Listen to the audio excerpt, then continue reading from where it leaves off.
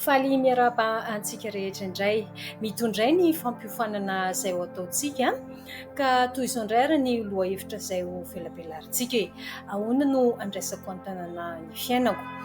Raha ny tokony ho izy dia mizara dimy ity famelabelarana ity ka ny tapany voalohany no jerentsika anio ny fanekenany maha-izy ny tena, ireo dingana lehibe.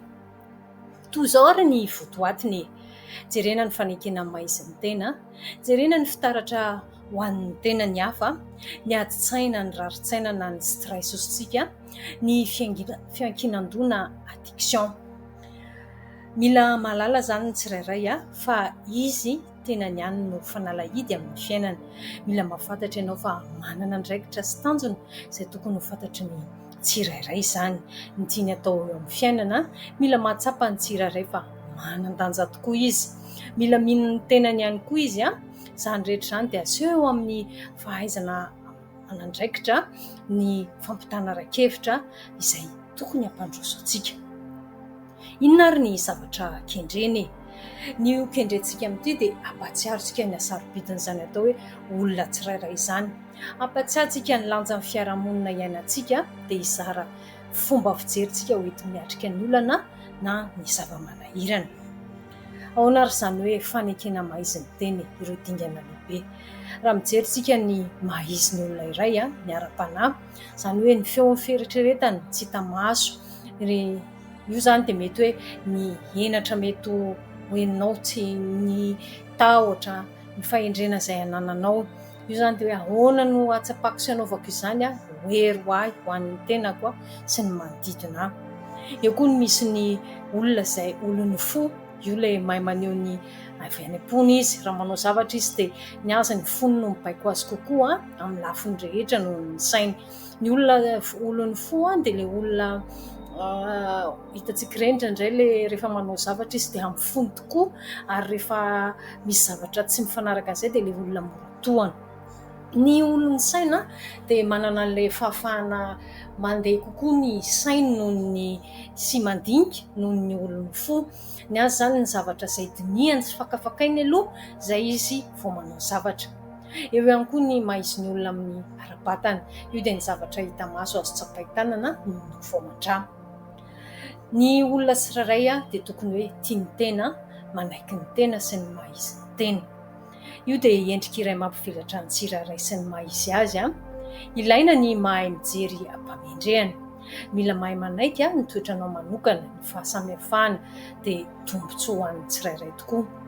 Alohan'ny ianarana mahay manaiky ny tena nefa dia mila mahafantatra tsara ny tenantsika aloha isika, satria izany tokoa no azahoantsika voataniso arak'izay efa voalazantsika tetsy ambony. Izany vokatsoa izany dia misy ny ara-pahasalamana sy ara-tsaina izay mamilama kokoa ianao rehefa mahafantatra ny tenanao, mitombona kokoa ny fomba fijerinao. Ny ara-batana dia mazava ho azy milama kokoa ny fahasalaman'ny vatana iray manontolo. Inona ary ireo fandrika? Ny fandrika dia ny endrika faritan'ny fiarahamonina, satria ny fiarahamonina koa dia mitondra zavatra betsaka eo amin'ny maha-izy ny tsirairay. Io dia tontolo iray mamola vola ny olombelona tsirairay. Misy ny zavatra efa rahantsika fotsiny, ozintsika hoe stéréotype. Misy nefa ny zavatra iainantsika nefa tsy mety tsy arahantsika, mety arahantsika. Raha zavatra hitantsika eny amin'ny tambajotra ohatrany dia raha mahasoa iny dia arahana, raha tsy mahasoa nefa misy koa ny olona dia manaraka ho azy hoe olo malaza io dia arahako fotsiny, satria izay ny ataon'ny olo malaza, manaraka an'izay fotsiny. Raha dinihantsika dia maro lafo tokoa ny tena. Ny tenantsika tsirairay dia maro lafo. Misy azo sokajiana azy raha misy zavatra nataon'ny fanadihadian'ny ireo psikologa. Eto ianao dia mila mahafantatra tsara hoe inona ny lafy tsara amin'ny tenako. Ianao dia mila mahafantatra. Indraindray ny olona mampafantatra an'izy io ianao dia izao, tsara fanahy loatra ianao, malefaka ianao, tia namana ianao, izao ianao. Dia iny misy fantatrao, misy tsy fantatrao hoe za rehefa manoloana namana, manoloana zavatra mampalahelo anankiray dia miseho ny lafy tsarany aminao. Misy nefa ny tsy fantatrao fa ny olona tokoa no mampafantatra an'iny ianao.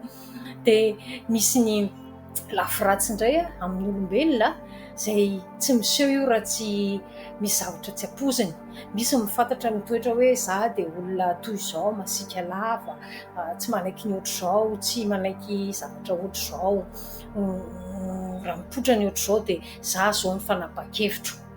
Toy izay sy toy izay indray ary ny famelabelarana nataontsika an'io mankasitraka antsika rehetra ny hanomana hatramin'ny farany. Amin'ny manaraka indray tsika miditra amin'ny tapany faharoa. Mandra-peo nareo.